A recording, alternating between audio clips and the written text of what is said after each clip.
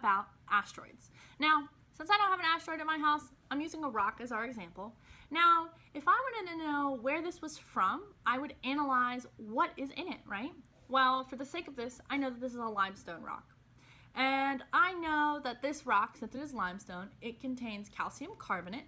It has some silica in it, which is sand. And it also might have some clay and maybe some silt in it as well, which is like kind of like dirt. And you know, I had to think about where limestone is popular, right? Where we can find limestone. Well, just so we know, this rock came from Wyoming. Now, scientists do the same thing with asteroids. When they find asteroids, they analyze what's in the asteroid so they can figure out where it came from. So it could be that it came from a moon, right? So they would analyze what they found on in the asteroid and then kind of think of where it might have come from. So for this experiment today, what you guys are going to need is I have detailed different colors of beads that you're going to need. And for this, I've already gone ahead and I've mixed up all of my bead colors, all right?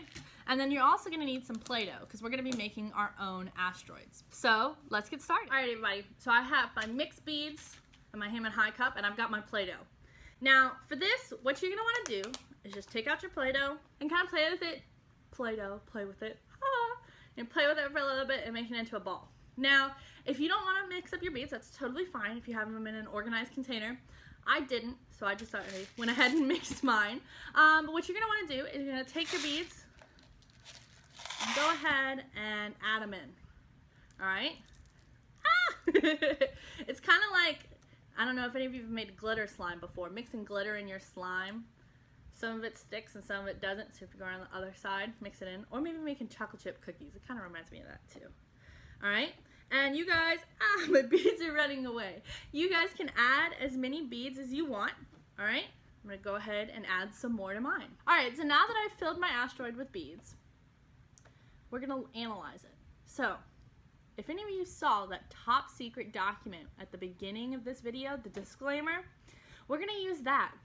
So what you're going to do is you can break your asteroid apart, and I want you guys to count the different colors, the number of the different colors, oh, I already lost one, in your asteroid, and analyze and see where it might have come from. So for example, I know that on the outside, if I look at my asteroid, I have a lot of my gray beads. So it's a lot of carbon.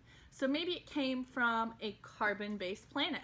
But, you know, looking at this, I also have a lot of my brown. So maybe it also came from a planet that is rich in calcium carbonate, kind of like what was in our limestone. So I want you guys to, you know, you guys can play with this as much as possible. And you guys can make as many asteroids as you want and analyze where they came from. But definitely let us know where your asteroids came from, all right?